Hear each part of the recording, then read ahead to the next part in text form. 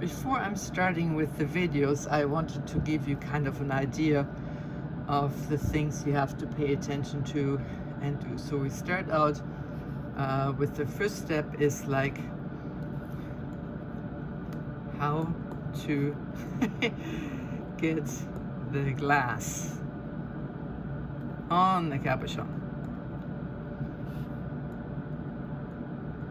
I think I'm going to fill this paper out too much. So we have I'm going to show you two different ways. One that I've seen actually somewhere on YouTube, and one that I do myself. So first method would be the big blob. And all of this, just kind of take it in. I'm going to show you what that all means. And the second version is, how would I even call it? Like, add as you go. So that is like how to get the glass on the mandrel. And then, so either way you can use. So start out here is like, how do we shape the cabochon? So the first one that I rarely do, but it's definitely a possibility, is a flat cabochon, flat cap.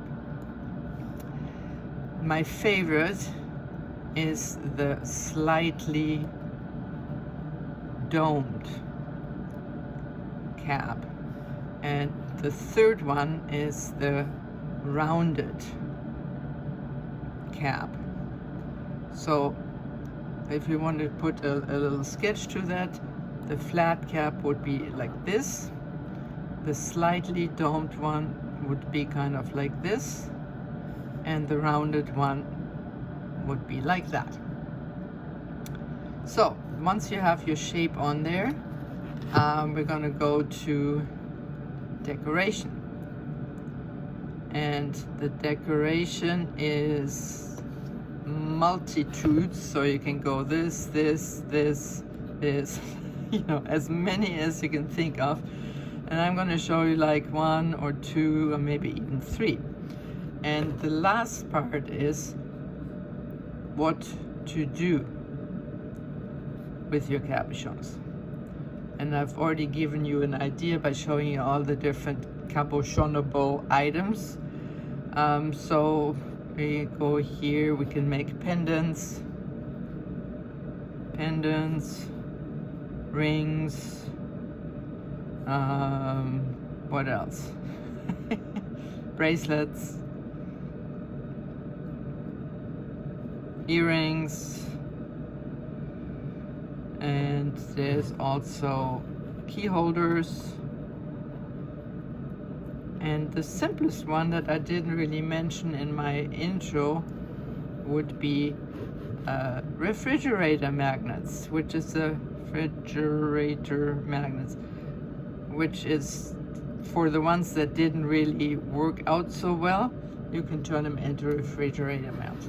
So this is what we have to deal with, and I'm going to work my way from the top to bottom. And I also have to warn you that I'm not always going to show you things that work in the first attempt, because quite a few people told me that they actually like when I show something going wrong. And yeah, in this area here, there's a lot of possibility of going wrong, but I also will try to show you something that went right. So this one here, you can maybe save this somewhere if you want to. I can put it in a PDF in the group.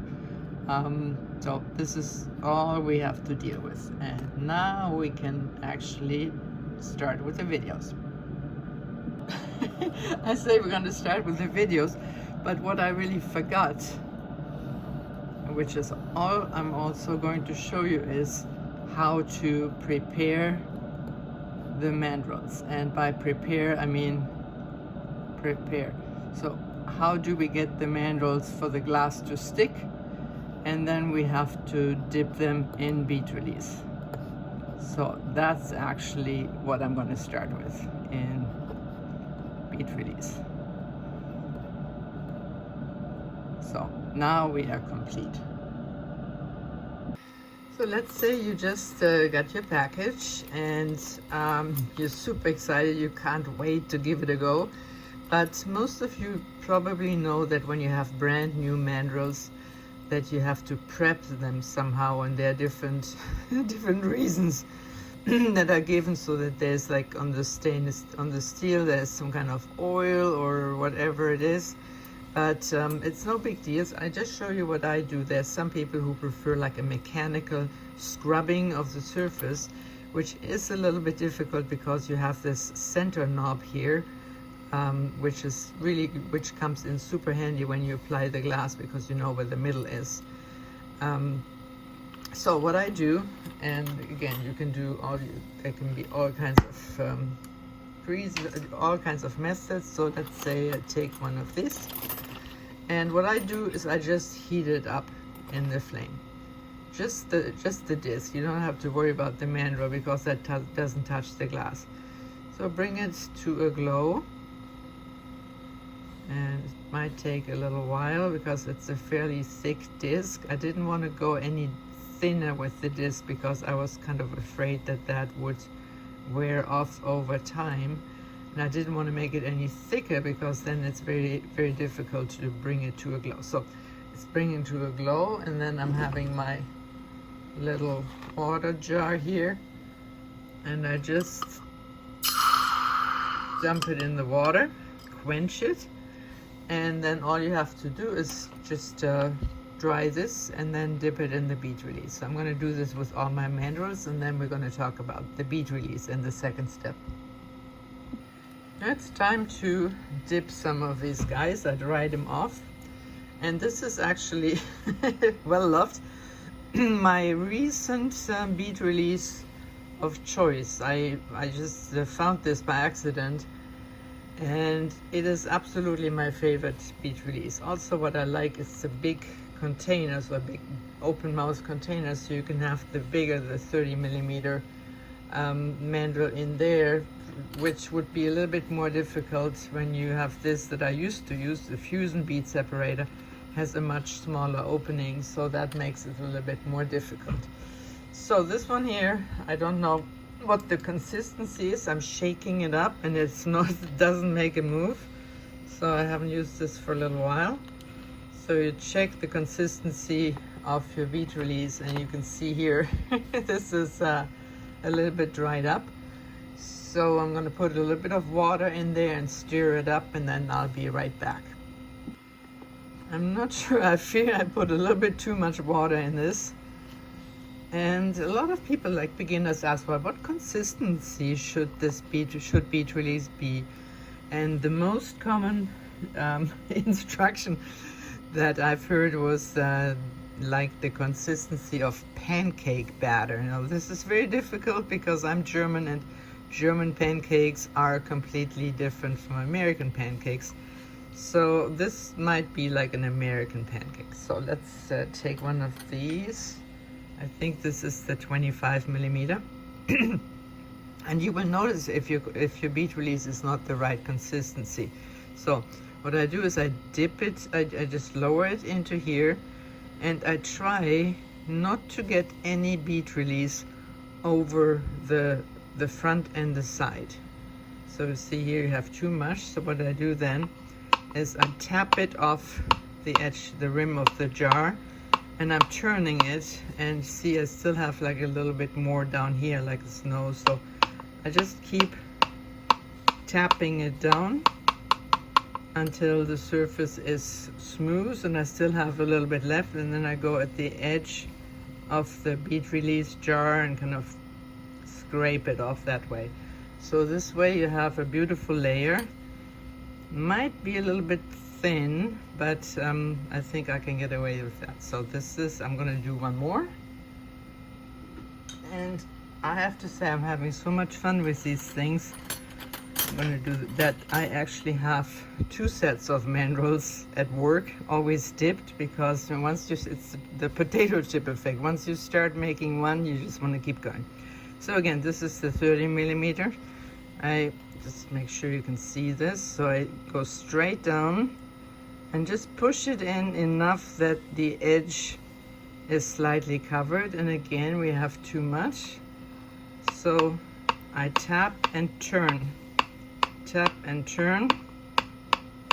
and if nothing falls off, nothing more falls off, then you're good, and you will always have a little bit at the edge there. So I turn it, and there's a little bit of a dip there, but I don't think that will matter. Let's see what happens if I blow on this. Absolutely nothing.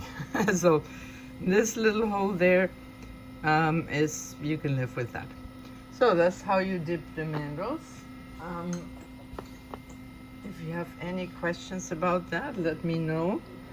Again, I'm super fond of this bead release. It's the best one I've ever used. It's Dip and Go Sludge Ultra, and as far as I know, it is only available from Aero Springs, and this size jar will last you a long time. I think it's 30 some dollars or so. So it sounds like a lot of money, but it will last you probably well over a year. So that was that. Before we start with making the first cabochon, I just wanted to talk a little bit about shaping tools, because you will see that when you add the glass to the mandrel, that you somehow have to get it flat and have to push it down with the tool. And the good news is that all of you probably have a number of tools that you can use for that. So this one here is for larger cabochons, but you can use them with the tiniest too. You just kind of use the center there for shaping. So this is the olive shaper. Then you could use the monster shaper, though then you would get a really steep curve about your cabochon, which is nothing wrong with that. And then you can just use the top part of any kind of lentilish like press. Like for example, this one here is the top of the medium lentil. So all of these would work. And this is the top of a 1.2 inch flat medallion. So it has a flatter spot in here. And also you could use the or press as the top, or if you want to have a very flat dome, then you can use the curved side of the Mega Marver. And then I have a tool that you won't have. This was actually a prototype from many years ago, and I called that the cabochon shaper, and never really used it for cabochons, but this would definitely work. And I do have a few left of this. This is, you can see here that these indentations are a little bit shallower, which why this is called the shallow shaper. And it has the indentation for mandrels, but you can go inside, or even this size. Typically the glass might push out a little bit through the mandrel hole, but you can flame polish that away.